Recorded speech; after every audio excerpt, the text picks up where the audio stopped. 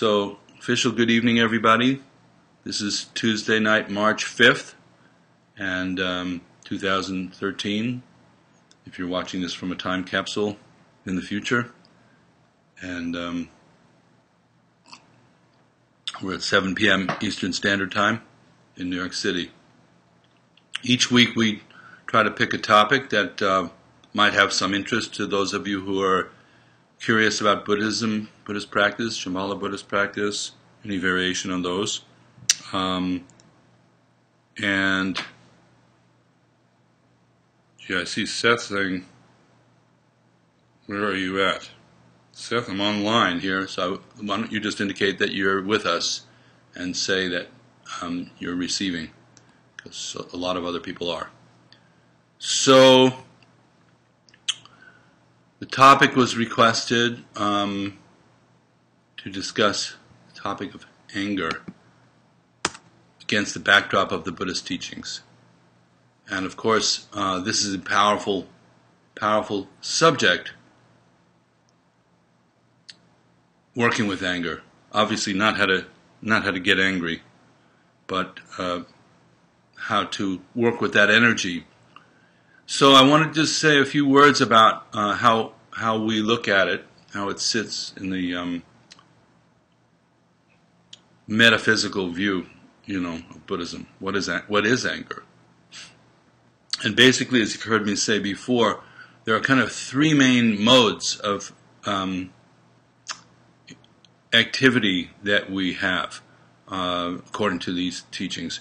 And they're characterized as passion, aggression, and ignorance. So we've talked at length about those. And tonight the topic is aggression. So the idea is that if we're reacting to anything, that we perceive to be an object of some kind, because it even could be ourselves, and we perceive ourselves as somehow separate from whatever, however we're reacting to ourselves. So we see there's two different things that are happening. So we either grasp at that object and try to bring it closer towards us, or we want to get rid of that or move it away, out, or kind of a general sense of indifference to that. And in this case, the two that are the highlights, really, if you look at your mind on meditation, on an average session, there's a lot of space in which it's not really clear. Oops. Sorry about that. Where it's not really clear what's going on. We have... Sorry everybody, the TV just came on by itself. And I am attempting to turn it off. I think that should have done it. Yay, bye-bye. Okay, so the highlights are aggression and grasping. Like if we're sitting and meditating, then we have certain thoughts arise, right? The ones that have strong feeling to them, and people sometimes say, what am I supposed to do with these things, is where we experience aggression, or a sort of wanting to process something by moving it out of our orbit, or where we want to grasp onto something and cling to it. So, but as most of you have already seen by doing your sitting practice, a lot of it is just yards and yards and yards of kind of lukewarm babble, just sort of processing things, thinking about things. So aggression appears as the sort of most strongest kind of thought that we have, actually, that and the passion. It's also obviously can create the most destruction. That's sort of the essence of the energy of it. So in the Buddhist teachings, we talk about sort of non-aggression being a very important thing, cultivating a less aggressive attitude towards ourselves and others, or making friends with ourselves, or kind of being taming, in a sense, that kind of energy. But I thought we could look at it from a whole bunch of different ways tonight, and I made a few notes that I'm going to look at. So, working with anger. First, at the personal level, I want to get everybody's take on this as we go forward.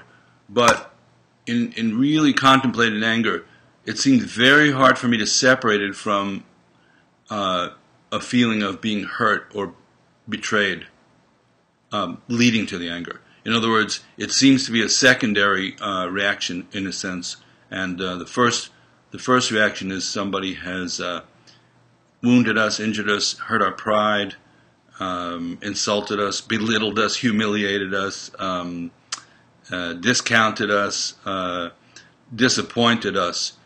And if you can, everybody out there, think about that in terms of anything that you're angry about, and thinking if there may be a precursor to it. So we're looking at it almost like Abhidharma, or how does the pattern arise? That, I think, is something I would love to discuss and have everybody chip in on that. And actually, if you have thoughts about it right now, it's not our usual format, but I think you could just sort of take a shot at that. So probably some people have already. Let's see what people are saying.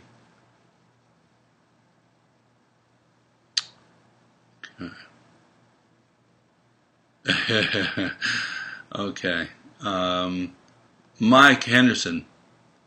I always thought I wasn't an angry or aggressive person, but that's not true.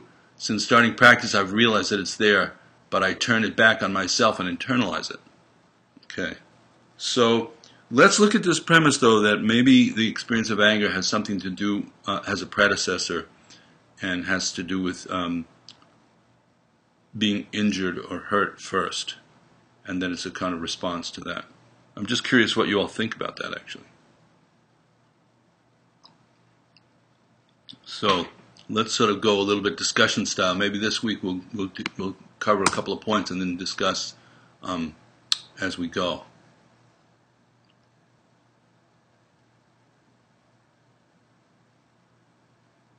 Seth is saying his Ustream site is not working. And Seth, as you know, works with me on all this. But everybody else seems to be fine with it. Okay. So David is saying, I find the first signs of anger are more physical, jaw tightening, heart racing, etc. Then the thoughts come.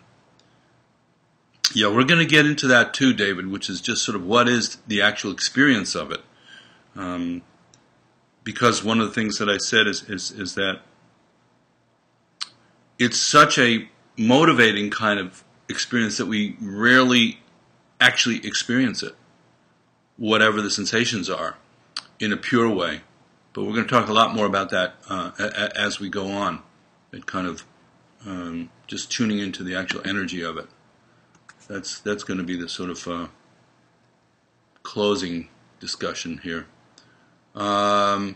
So Mike Henderson is saying, I usually feel angry when my ego is bruised.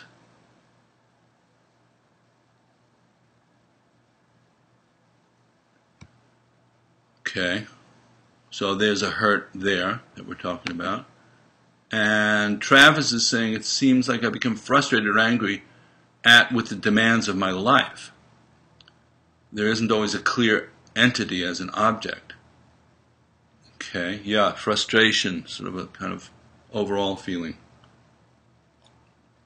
Sharon is saying, I tend to get most angry at injustice, whether societal or personal sense of it. Yeah, okay. That's something we're going to talk about too. I have that down as righteous anger. That's a whole other topic.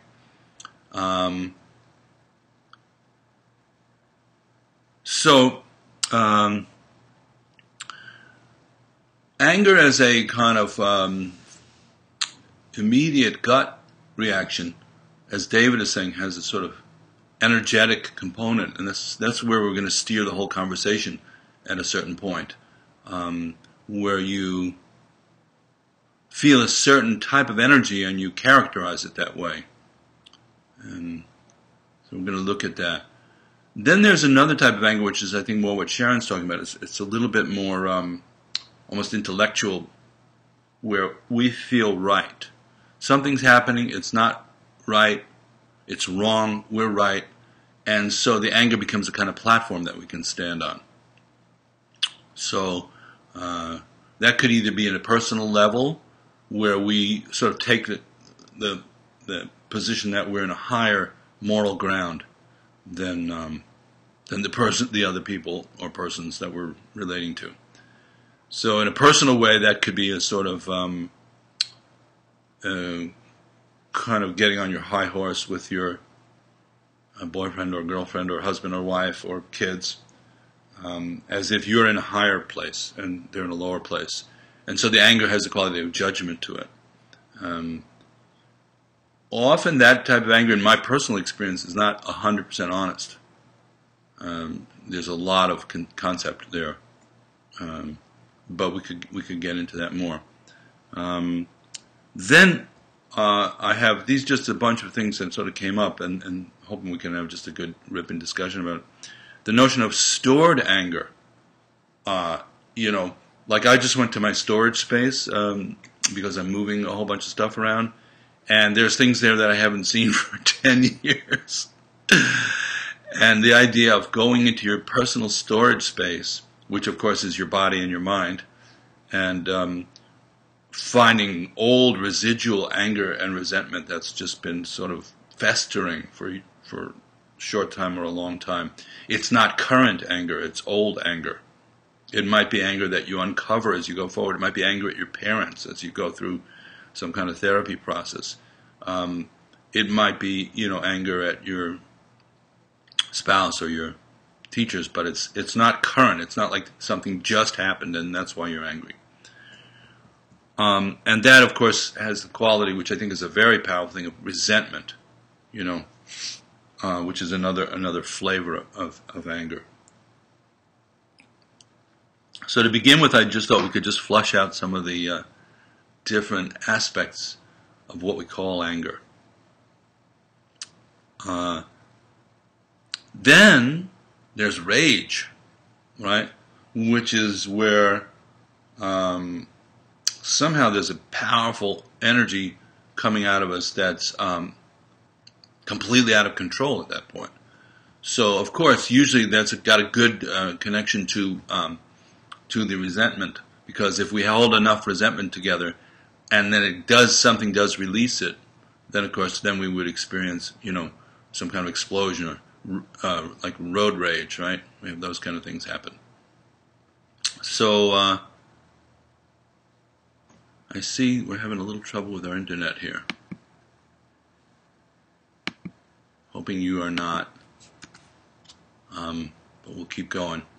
So rage being the part where we explode, and it's like a river overcoming its banks, and at that point there's really not much possibility of working with that. That's like a storm that just has to pass, unless our practice is really, really strong, right? So then, of course, that can lead to violence, either verbal or physical violence. And at that point, in terms of, we're going to look at karma a little bit at the end of this, now you have some serious karmic creation going on with consequences. And even something as simple as just losing your temper and yelling at somebody.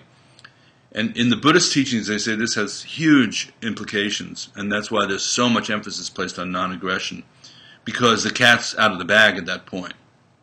You've entered the world of action or karma, and you're creating karma like crazy. Of course, we see all kinds of situations there where somebody's little small hurt or big hurt turns into anger, which isn't expressed. It gets stored. This is sort of a sequence, the way I'm imagining it. It gets stored. It turns into resentment, kind of a crusty old quality to it, and then gets triggered and then bursts out as rage and violence. And that is like the kind of full cycle.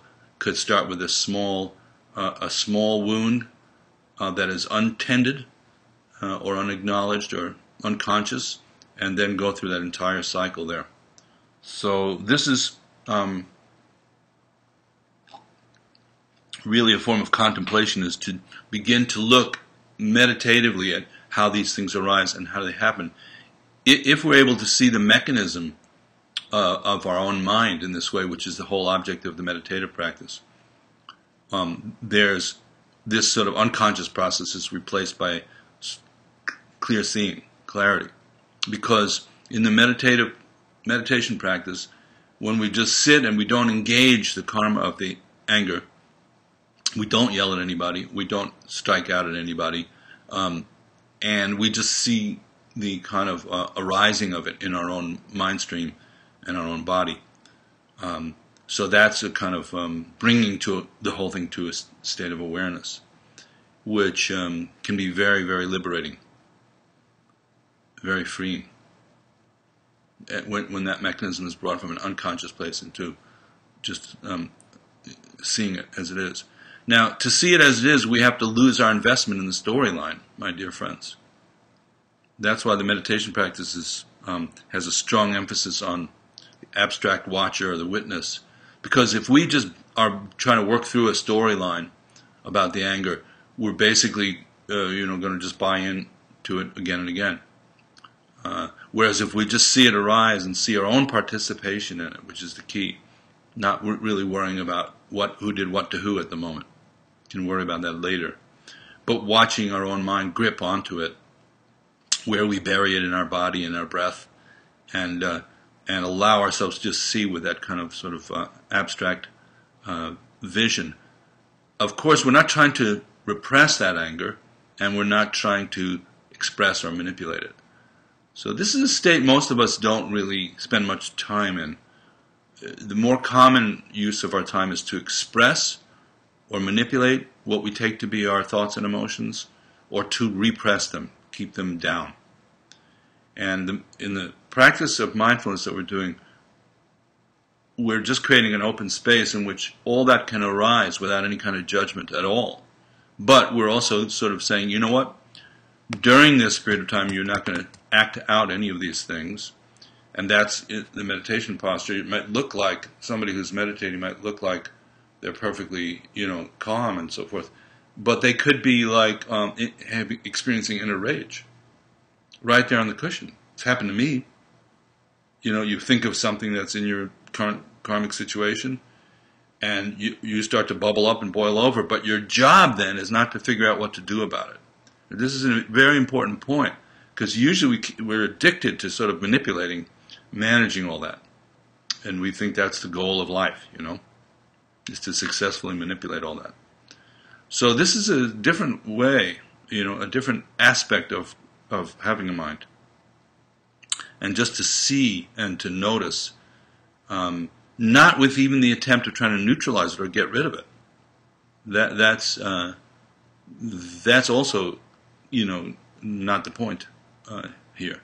So, some people say, I want to get rid of my karma, or I want to get rid of my thoughts, or I want to get rid of my emotions. We're not really doing that exercise. We're really just allowing them to arise and seeing them without any kind of judgment.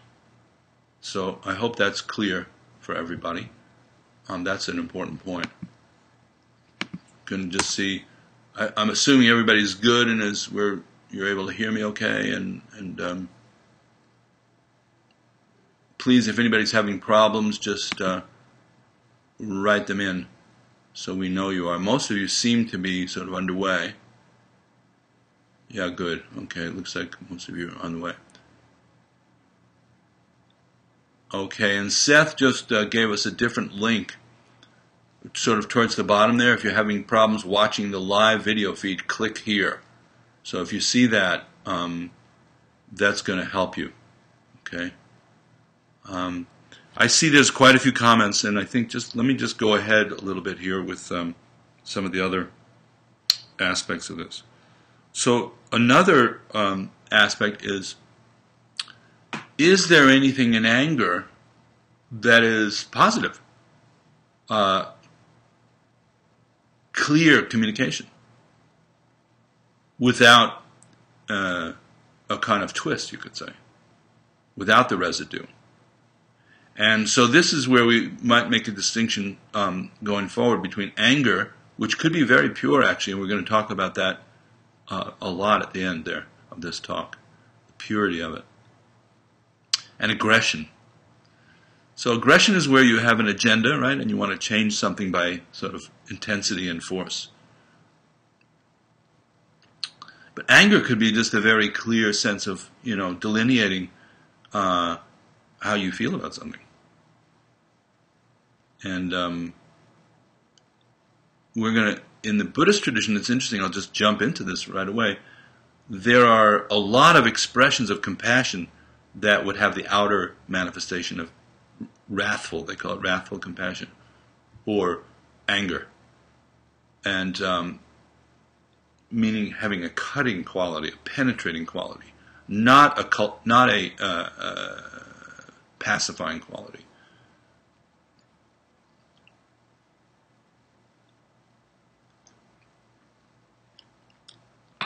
It's tricky business. But as you look at, for example, the Tantric tradition, it's filled with images of wrathful deities, embodiments of different kinds of energy that have all kinds of weapons, and they're drinking the blood of ego in some cases, and they're cutting the heart of neurotic passion and things like that. And they look quite fierce, So we're going to tap into that idea. Is there something in anger that's positive or beneficial? Or is there a pure anger, a clean anger?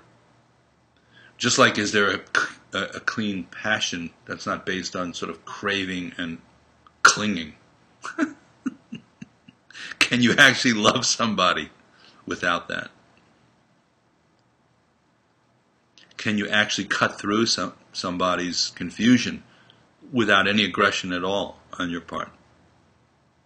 Just by sort of force of clarity and incisiveness. So we'll get there.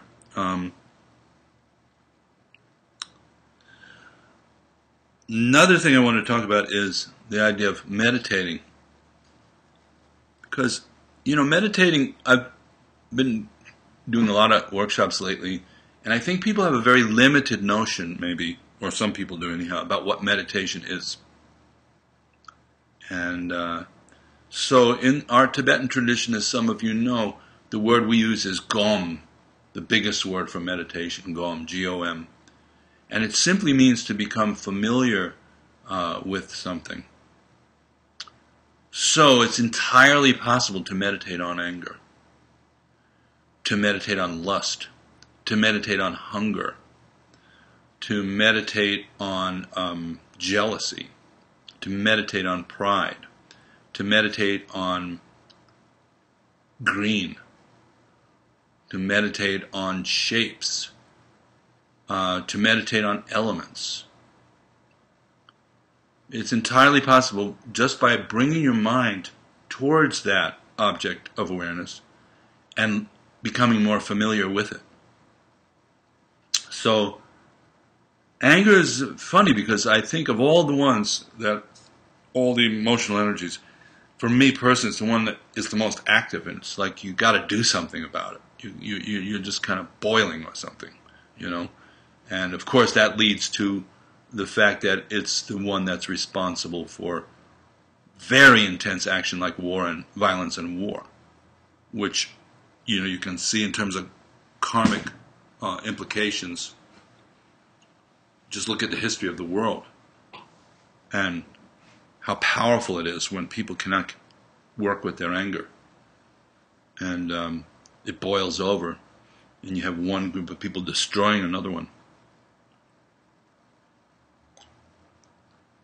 And even worse, it can become encapsulated and institutionalized, which is really, really scary. I remember during the so-called Iraq War, watching the news every night, and they would say how many people were killed that day, but they only spoke about American lives lost. And I believe there were something like 200,000 or 300,000 Iraqis killed. and nobody's even counting them, you know? Like when we're looking at the loss, you know? So anger can get very, very compartmentalized as part of an institutional approach.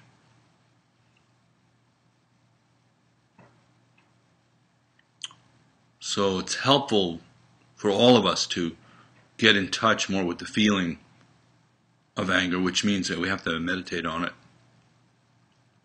And the beauty of a sitting meditation, and I guess over the years I've just tried to encourage people to sit as simply as possible with as little technique as possible. In other words, the technique implies that you're trying to manipulate your experience in some way. But the real practice, I think, is to become more aware. That is the jewel, of the meditation practice. Self-aware. So the contents of your own mind are no longer surprising to you or unfamiliar to you. And you leave behind a reactive state in which you're just generating more and more karma without even knowing it. So when we do our sitting practice, there's a simple thread of technique of following the breath with your attention. But the other part that we should really understand clearly is that we're also working with awareness of our own thought process and feelings. And as I've said before, just the mental content, the emotional, energetic feeling, and the physical sensations. All of those are included in the meditation practice. And then that continues on beyond the cushion to the point where we actually have some awareness when we're working in the world, moving through the world. To me, just from the way I was taught and the tradition that we learned, this is more important than learning how to skillfully manipulate one's experience towards some imagined better way of being. Because awareness is very liberating.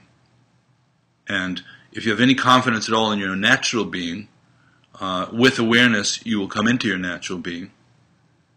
And there's a lot of goodness there.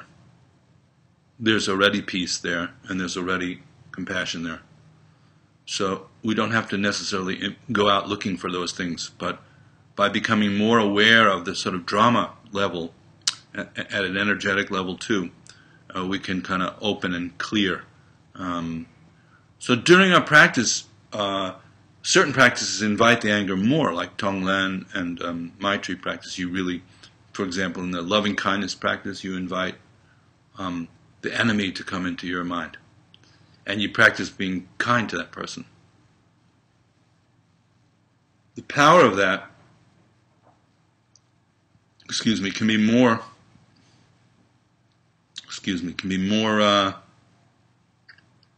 that you recognize how your own withholding and withdrawal of kindness happens. So, I think, the more personal our practice becomes, the better. And we may want to save the world and all the rest of it and think that we're practicing for other people. And we may be, the best aspect of why we're practicing for other people is because we're making less of a nuisance of ourselves by being clearer about our own state of mind. Then it's much easier to be helpful to people because you're not trying to fix anything.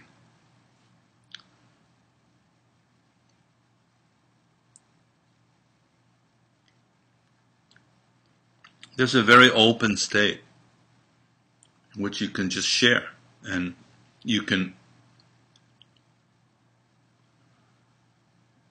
have awareness of your own body and mind and heart,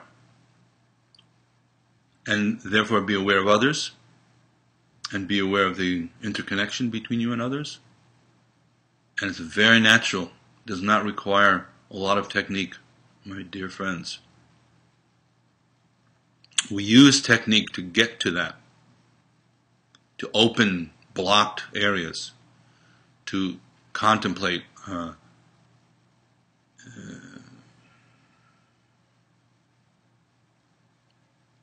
tune ourselves in. So, meditating on anger, we simply, if it arises for us during our meditation practice, we are in a very neutral space because we're not going to act it out. And you should learn everything that you can about it. And I don't mean just from an analytical point of view of being your own psychoanalyst. That's fine. But just actually see the thoughts arise. Actually feel the colors arise. Feel, like David said, what is happening to your own body, what it's happening. And then, in a sense, allow the object of your anger to become secondary to understanding more deeply the experience that you are having.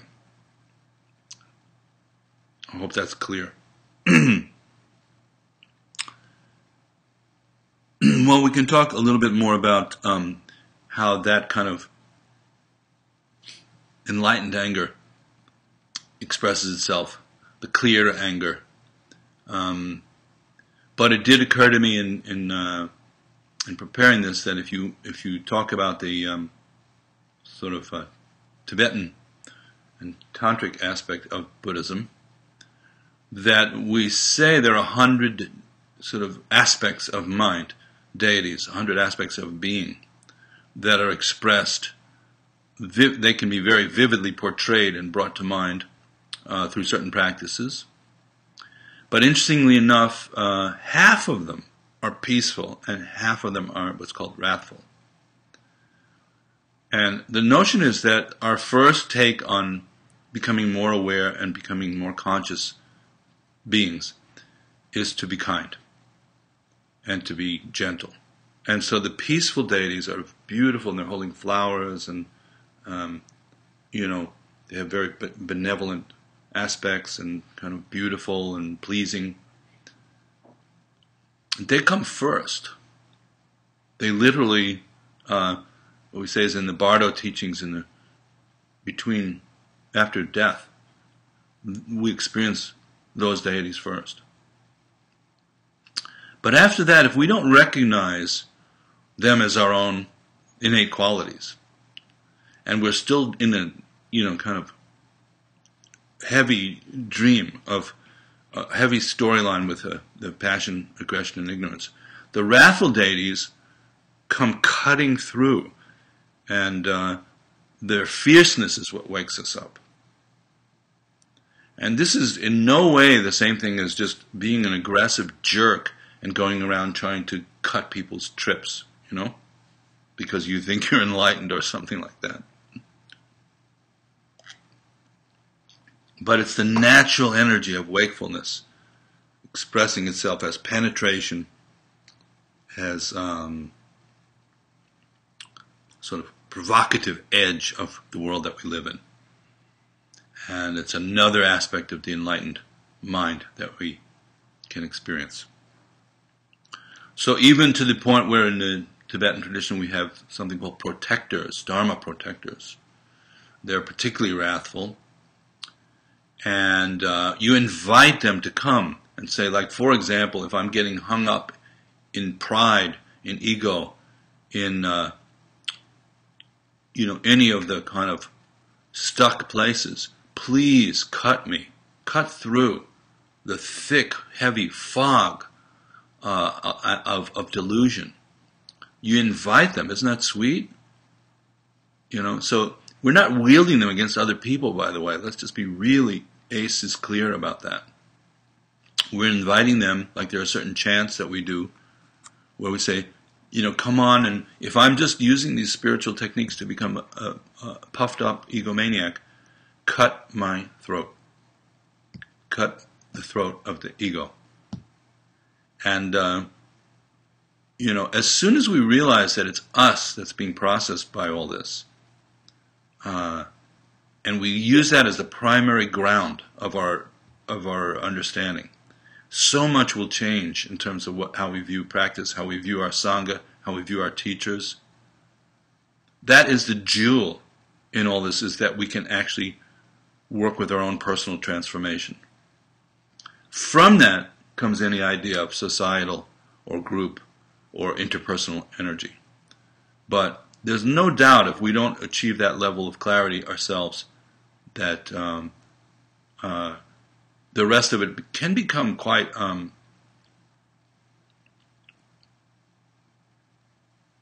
diluted, you know.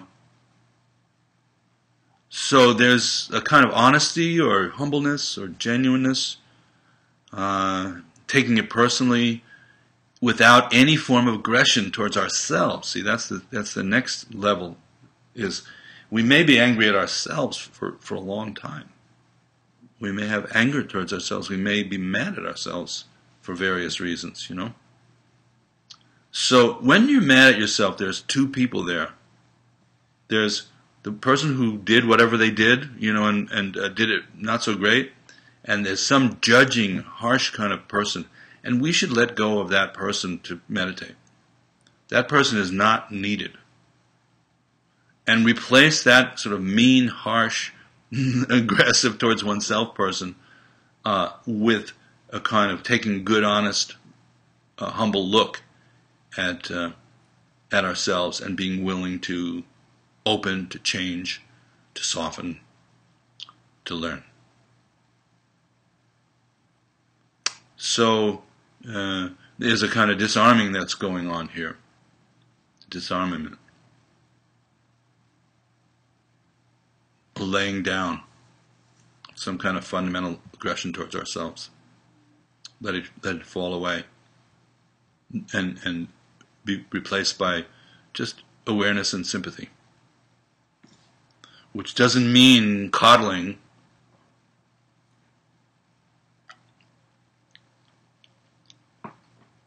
Doesn't mean coddling and babying ourselves either. It means growing up properly. So I think, you know, mostly those are the things that I wanted to say.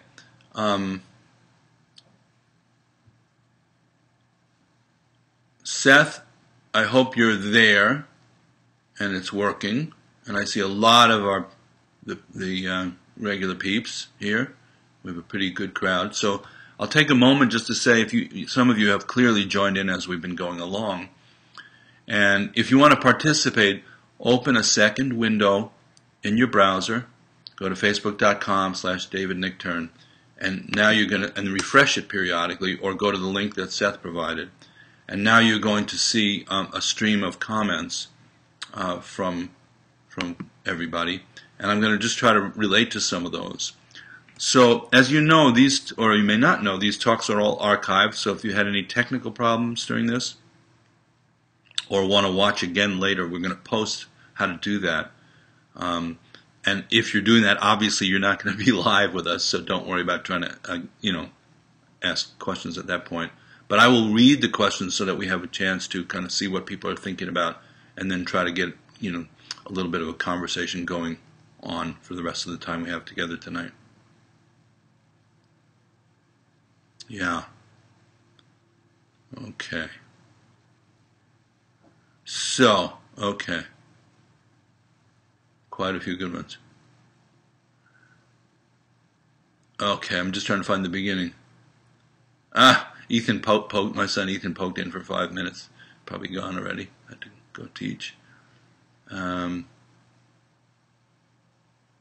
Okay, Emma, let's start with you. There's quite a few comments here. I agree that anger is a secondary reaction. Okay, that was something I was hoping people would just think about, and consider. Often to feeling hurt in some way. Anger like a form of self-defense. So another reaction might also be appropriate, like a good cry. Oh, gee, Emma. I agree with you. I feel that if you can see somebody getting angry and have that perception about them, it's going to shift the way you're looking at them, which is no excuse. It's not like you make an excuse for them, but I think there's a lot of sadness in human life and disappointment, and it's underlying a lot of what masquerades as our outer persona. Will Forrester, my issues are with witnessing anger or aggression toward others. my strength is limited and usually do best to avoid. I think because I haven't dealt with these sensations or the energy at the center. Okay, so that's quite an astute observation there. And sometimes, the energy of anger, in a way, in a sort of positive way, actually is annihilating to ego. If you really get angry, it's not about you defending yourself anymore. It's opening to a powerful chain of intercommunication with yourself or with others that sort of blowing something open and clear. So there's a certain amount of letting go that's involved, and I think when we don't let go and it stews and becomes resentful, that's when it becomes really much more dangerous.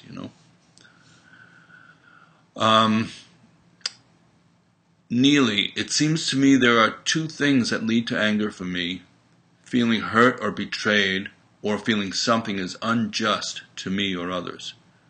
Yeah, I think those are the two recovering. That's the sort of feeling of hurt and also this righteous anger, which is also based on feeling somebody else is being hurt or oneself is being hurt. So yeah, I think that's sort of pretty much what we're talking about here, Neely. That's on point. Joe is saying, I find there are a number of different kinds of anger. The slow burn into anger from something that might have happened, or someone told me something I don't like. Then anger seems to grow. There is also the bam, you have got to be kidding me anger. It just comes so fast and uncontrolled. You got to be kidding me. That's funny, Joe. But the one, one of my friends got me a bonsai tree for my new apartment. It's so cute, by the way. Catherine, it's doing really well so far. If you're listening, I don't know if you're out there or not, but actually, I learned all about it and I figured it out. So it should be able to thrive indoors, which it currently is. But if we think about how to cultivate it, like it only needs a certain amount of water at certain times, it needs sunlight, it needs support for its karma of being a good tree, a healthy tree. And everything's like that. So in the same way, anger, you feed it, you nurture it, you clean it. It's like a little baby. You clean its little diaper so it can get bigger and stronger, and you feed it. And it's definitely, you can feel when you're doing that, if you're honest. And logic feeds it, and kind of sometimes that righteous thing can feed it, and all kinds of support systems can feed it, and also habitual energy patterns can feed into it. So then you're growing. That's the plant that you're growing, and it will just get bigger. There's no doubt about it. When you see a very angry person, they've been feeding that for a long time. If you are one, you know what I'm talking about. So Margaret, it seems to me always like something or someone has not met my expectation.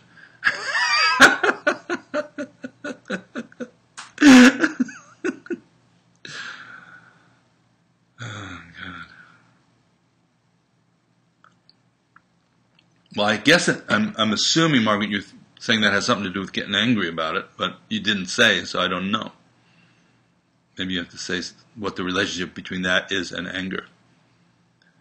Neely, and actually I feel betrayed, if I feel betrayed, that is about injustice. Yeah. I think that's the more intellectual one that I was trying to talk about. There's sort of, it hooks up with your sense of right and wrong, And somehow you're the arbiter of that. Even though it is possible, everybody, that we can make that judgment and we could be wrong. That does happen every once in a while. Okay. Laurel is saying, I get angry when I think I am right, be it with my family members or neighbors. Absolutely. Well, that's hence righteous anger. Righteous anger. So let's just go with the possible proposition that we get angry when we're hurt or when we feel or want to feel right. Let's just see if we find other variations on that. I think those are huge, though. Michael is saying, what is the antidote for what we call righteous anger?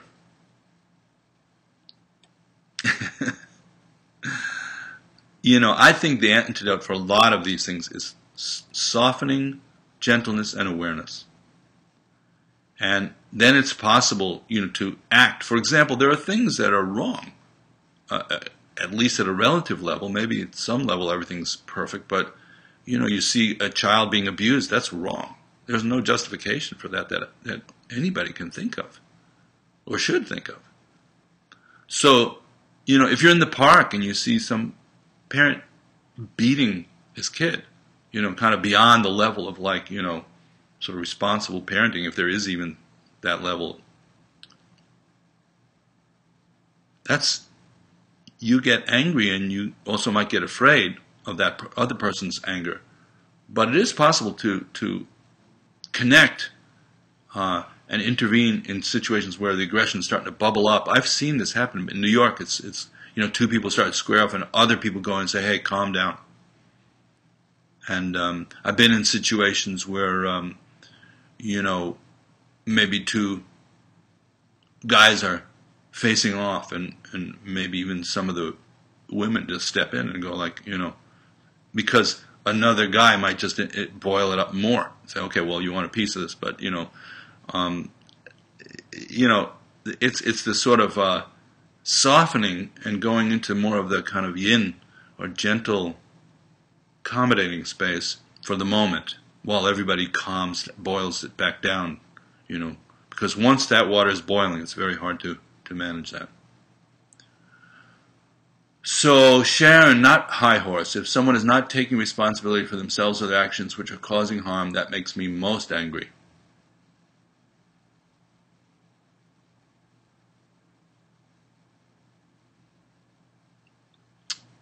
I'm just going to leave that, if you say so.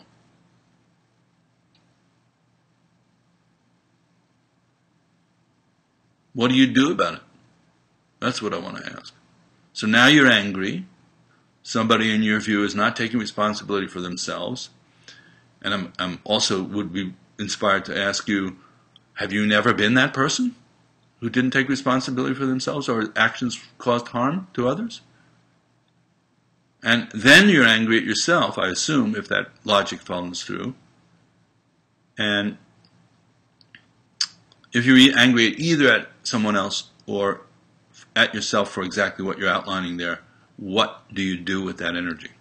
So that's what I'm curious about, Sharon. That's sort of maybe when we talk, that might be an interesting thing to explore. What do you do with it? What do you do about it, if that's true? Monica is just saying hello from D.C. Hello. I think you're supposed to get a fair amount of snow tonight, so good luck. Neely, stored anger is interesting. If I'm in a bad mood for other reasons, I find that sometimes old resentments, which I thought I had totally worked out and forgiven, come back to haunt me. Yeah. Well, this is probably, the deepest conversation we can have is about the relationship between anger and karma, understanding karma. And in one way of looking at karma is that our consciousness has a sort of storehouse of seeds, bejas, imprints that stay somehow in our consciousness in the form of potentialities. So it could be, for example, if we absorbed a lot of abuse. I've used this example plenty. As a child, but we don't even remember it. We might not even remember the specifics of it. But they exist in our consciousness as a kind of warehouse effect. And then what we say is when the causes and conditions ripen for those seeds to ripen, that could be 5 minutes later, that could be 40 years later. And even we say in Buddhist that could be lifetimes later. So that's kind of a mind stopper. We may not even know where they're coming from, any kind of conscious level. When those things come up and they feel like they're from Mr. Peabody's Wayback Machine, in a way that's a huge gift, if we can just see them even if you're a little shocked by it or wish it wasn't that way. God, I've been meditating 40 years. Why do I still have this gunk?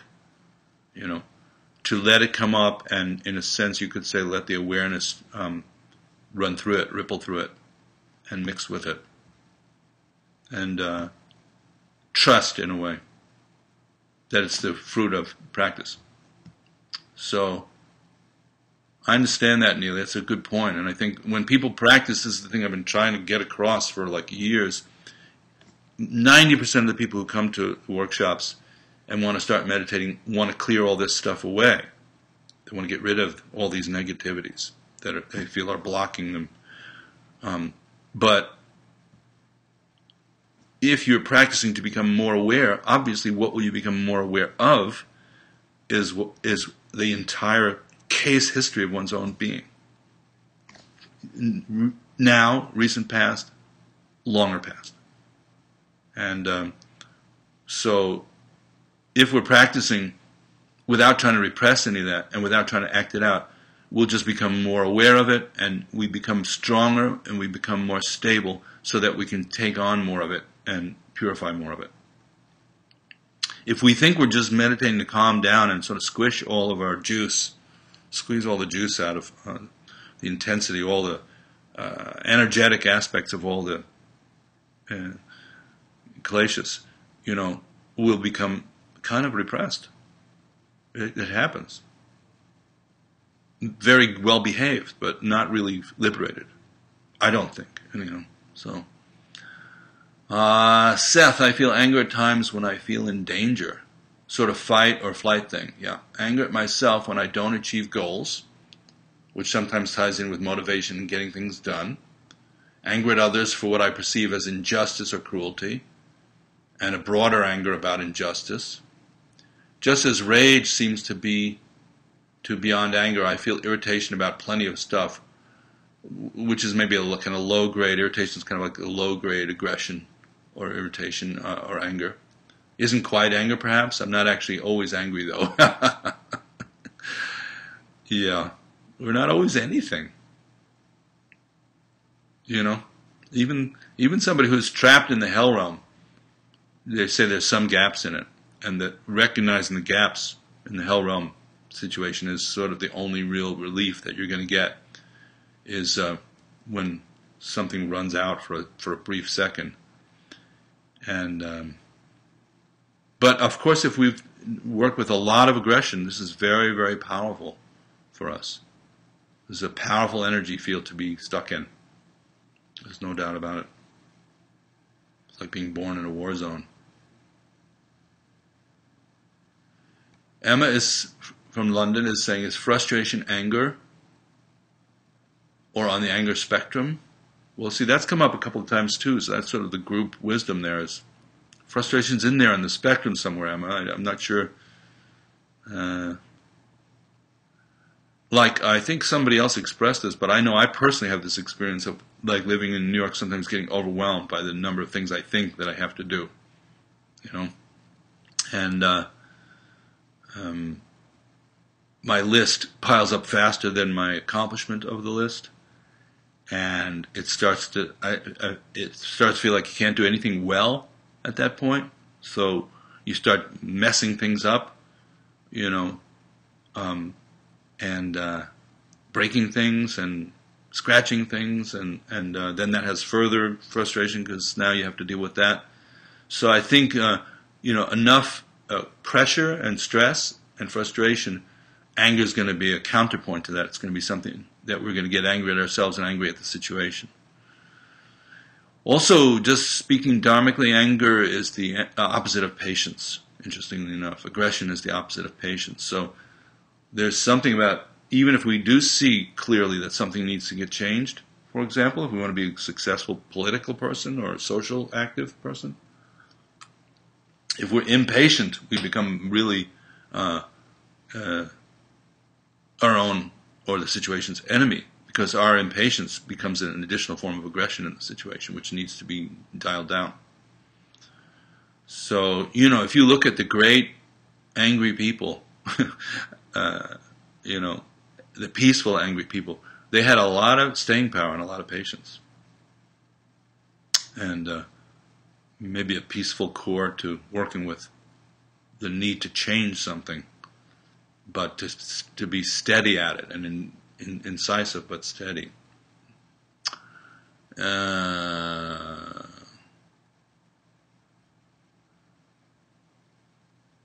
Oh, okay. Maria is saying the video feed is great, but the comments are not coming in. Maria, you may not have heard, if you came on late, to go open a second window in your browser and go to facebook.com/David Nichtern, and then you'll see a stream of comments there, and that's where you should enter your comments, okay? So we're seeing you, but if you want to see the other ones, that's where you'll see them. We're doing the best we can with sort of bleeding edge technology here. Nicole Presley Wolf, maybe. Nicole, where are you? I don't think I've seen your name before. I see someone wrote about frustration, anger. I feel it mixed with impatience and feeling misunderstood. So I think we're all talking about the same things. It's interesting. From that point of view, the Dharma is just, the teachings are just sort of coming out of people's experience, you know. It's not some magical higher realm logic or something like that. This is earth wisdom. People studying their own experience. Okay? So Monica is now saying, have seen some really intense examples of anger being a defense against grief lately in a child and in an adult. It seems different from stored anger. In fact, I think they say that anger is one of the stages of grief. Somebody can correct me if I'm wrong. In fact, there seems to be many different things that have the same face we call anger. Some is clear, some very confused, some seems resistance to deep vulnerability. It seems tricky to discern which is which, in self or others. Does this practice address how to tell the difference or work with the different kinds? Sure. Yeah. I mean, for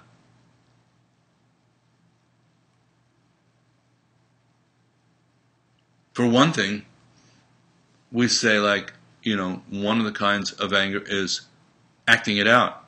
And we say, if at all possible, don't do that. So that's called renunciation or restraint. And that's a kind of fundamental tenet of Buddhist practice. Don't hit somebody. You know? How's that for a technique? Just don't do it. Then, working with the energy in a more direct way. We can be mindful of speech. I would say mindfulness is probably the biggest quality that we're talking about here, Monica, is developing mindfulness of at the body level and the speech level and the mind level. But that's a bigger topic, so my short answer, Monica, is yes. But there's more detail to that than we can do in the 1 hour. So we have time for just a few more.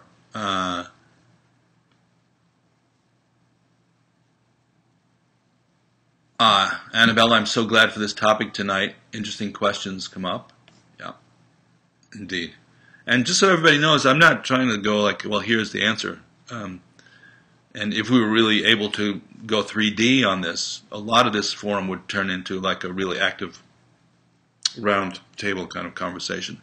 But there are certain aspects in the Buddhist teachings that we're trying to, we're not just abstractly talking about these things, but we're talking about in a certain context, which is how have the Buddhists worked with this particular material. And then there's other reference points, other schemes that other people can talk about. Josefina, hey, from Argentina. It's Josefina from Argentina. Well, don't cry for me, okay? But it's great to see you. Yeah, you got to let us all know when you're coming back to New York so we can visit. Maria is saying, I feel that anger is like a poison that takes hold of us and paralyzes our senses. Yeah, that's sort of the... Actually, they're called the three poisons: passion, aggression, and ignorance. In the sense that they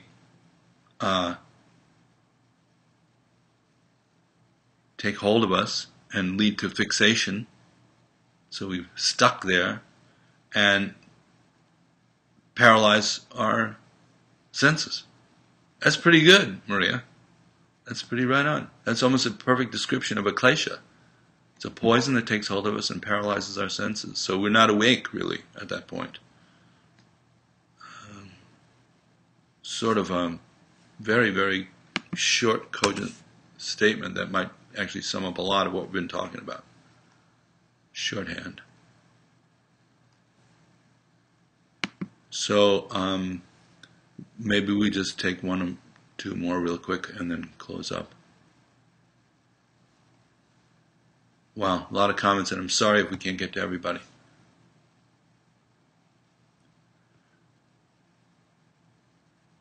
Okay, Sharon came back. What do I do with that anger? That's what I need your help with. Okay. Yeah. Well, we talk about that more, but, there's a sense of using it in a creative and positive way, which means that compassion is the ultimate ground of it. So that's why it's called the wrathful aspect of compassion. So definitely, Sharon, let's talk about that next time we talk. What we mean by wrathful action.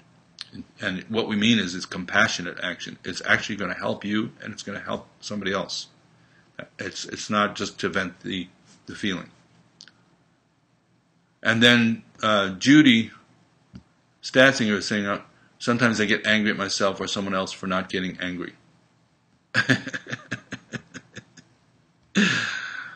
Yeah. Well, I'm sure you lose your sense of humor when you do that. So that's a double take. It's hard to get anywhere with a double take. It's actually doing. Let's say you're getting angry at yourself for not getting angry. That's twice. That's 2 times more than you needed to do something.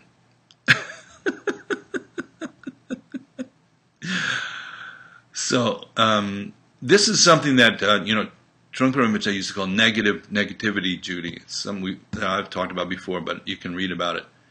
And the idea of like the original sort of energy and negativity then gets compounded by a sort of secondary manipulation or judgment, and to strip that away, then you're sort of at least one step closer to the original energy.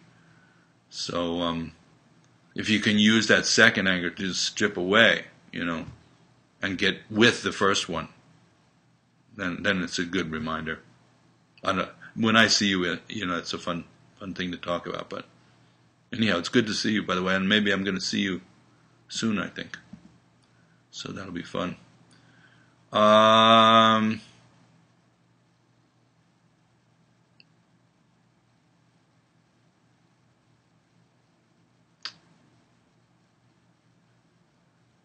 Well, last comment, Tess is saying, what's the benefit of anger? What purpose does it serve?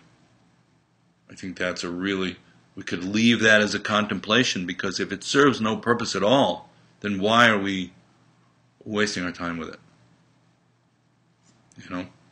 So what we're saying here, and maybe we go into much more depth, is there is an energy in it of clarity and sharpness, and what Trungpa Rinpoche is called the basic no.